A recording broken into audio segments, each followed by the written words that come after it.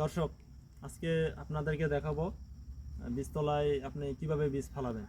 আজকে আমরা এই যে বেগুনের প্যাকেট বেগুনের বীজ ফালাচ্ছি। এটা হচ্ছে হাইব্রিড বেগুন।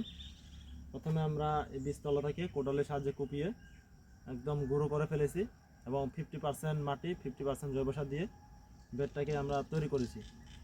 তৈরি করে নেওয়ার পরে আমরা এটাকে কাঠির সাহায্যে সমান করে লেবেল করেছি। লেবেল করে দেওয়ার পরে মাটিটাকে হালকা করে একটু টাইট করে একটু চাপা দিয়ে দিয়েছি। চাপা দিয়ে দেওয়ার পর আমরা এখানে বীজ ছিটিয়ে দিয়েছি। বীজগুলো এমনভাবে ছিটাছি যাতে আপনার একটার সাথে একটা লেগে না যায় এবং একটু ফাঁকা ফাঁকা হয়।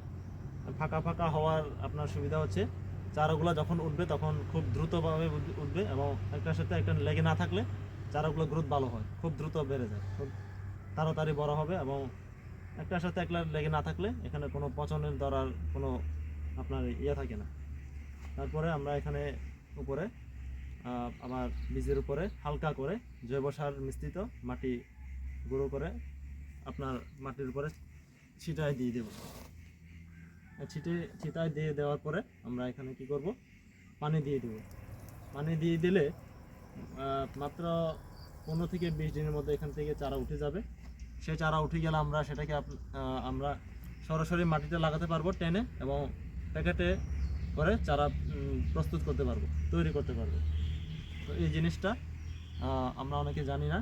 চাইলে আপনারাও এরকম করে খুব সহজেই বীজতলায় বীজ বপন করতে পারবেন। ধন্যবাদ।